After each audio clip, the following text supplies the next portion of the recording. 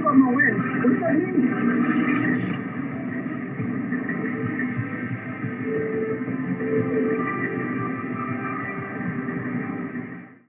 So a few years ago, I decided to travel around Europe, kind of play things by ear.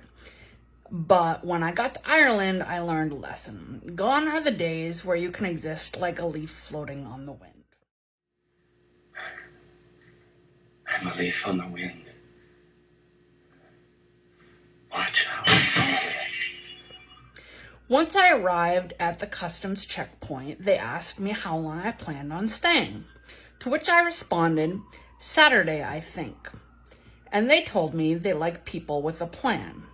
They asked me a number of other questions, including whether or not I was a terrorist.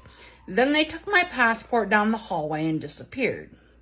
They eventually came back and decided to let me in with a stamp only good for a few days.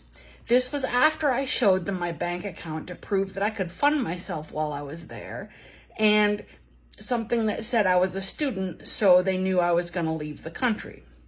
Just so you know, if you plan to travel in the future, you probably should have an onward ticket before you go to a country to prove that you're not going to overstay your welcome.